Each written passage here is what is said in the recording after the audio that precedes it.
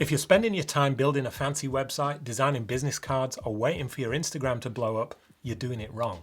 In this video, I'll show you exactly what to ignore at the start of your career and what to focus on instead to get your first paid client faster. I've been an illustration agent for 10 years, working with some of the busiest professional illustrators in the world. Before that, I was a freelance illustrator, and I made every single one of these mistakes myself. So I'm sharing them here so you can avoid the detours and the distractions and get further than I did, faster than I did. When you're starting out, it's tempting to dive into all the things that seem important: building a website, growing a following, entering awards, printing mail outs, writing a blog, maybe even renting a studio. It all sounds logical, and there is a time for most of those things, but that time is not at the beginning. So what should you focus on instead? Just two things. Make lots of work, then show that work directly to the people who can give you feedback or, ideally, hire you. I rented a studio. I bought lots of books and courses. I paid someone to build me a unique website so I could stand out. I designed and printed business cards and mail outs. Instagram wasn't around back then, but I posted a lot on Facebook. And all of this was keeping me pretty busy. I felt like I was being productive, but I wasn't making any progress because my work wasn't good enough and I wasn't putting in the practice. I also spent a lot of money hoping that investment would mean clients would find me. They didn't. You'll only get your work to a professional level by making a lot of it and getting real feedback. And you only get hired if people know you exist. They won't find you by accident on social media. There's way too much noise and competition. You have to introduce yourself directly. That's it. These two actions, making better work and showing it to potential clients, are your only priorities at the start. Everything else is just a distraction that slows you down. Some of those non-essentials I've mentioned might be useful later, but they're not all equal in terms of actually moving you forward. Some of them won't be valuable at all until you get a bit further along in your career. Like starting a shop, for example, where you sell prints of your work. Seems like a good idea to diversify your income. Well, if you don't have any fans or a following, you might spend a couple of months working on illustrations for the shop, and they might be beautiful prints, but if nobody knows you exist, nobody's going to buy them or even see them. Now fast forward a few years, you've been working as a professional illustrator, you've got a following, and people are asking where they can buy your work. Now you launch a shop, same effort, massively better return. Let's go through a few common traps that feel productive but actually slow you down. You do need a website, but you don't need a perfect website or an expensive one. I see new illustrators spending weeks tweaking every pixel when they don't even have 10 strong illustrations in their portfolio yet.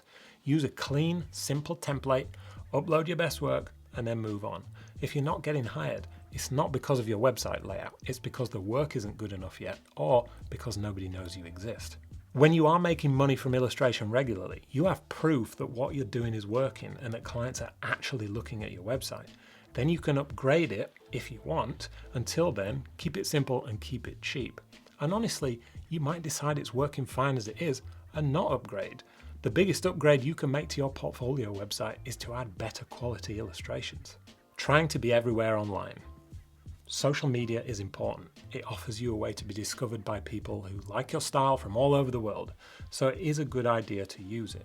But chasing likes across platforms isn't the best use of your time as a new illustrator. It takes a lot of time to get good at social media. It can be a full-time job if you let it. But 4 or 5 hours spent on making things specifically for social media isn't going to be as effective as 4 or 5 hours reaching out to clients directly. One way relies on luck, for the right people to find you and for the algorithm to connect to you. The other takes luck out of the equation and puts your work directly in front of the people who you know hire illustrators. You don't need to be on every platform. Pick one. Instagram is still the best place for illustrators, in my opinion, and focus your attention there. And don't worry too much about your posts. Document what you're doing now and what you're making.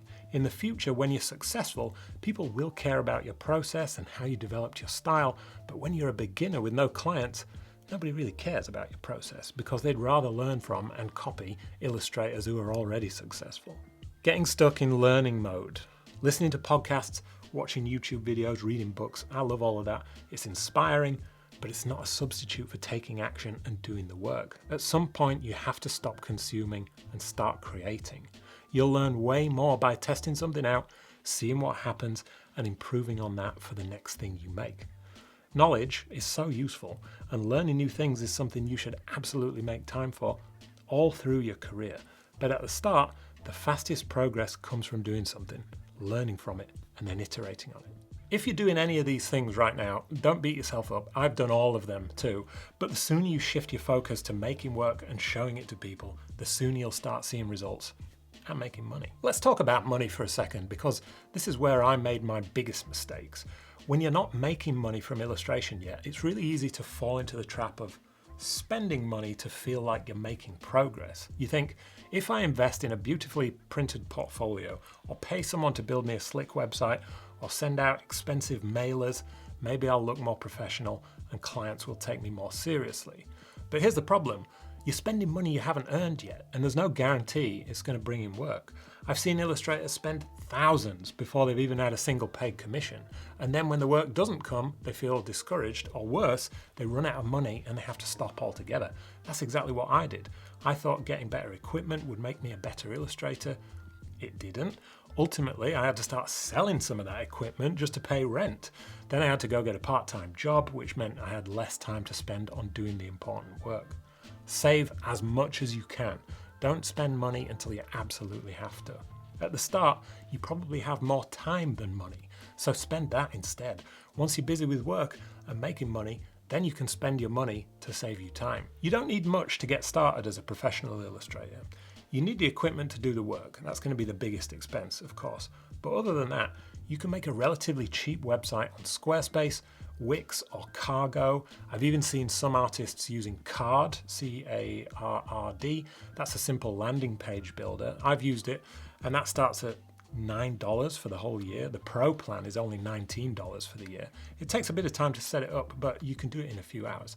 You can get a Gmail address or an iCloud email address for free if you don't already have one. Then you need a selection of awesome work. That's going to take time, but it's the most important part, and that's it. So let's imagine you're a couple of years down the line and you're making money from illustration. Your portfolio is looking good and you've got a few decent clients under your belt. This is when the other stuff starts to make more sense. You can design and send out a printed mailer. You've had feedback on your work from clients, so you know what they like.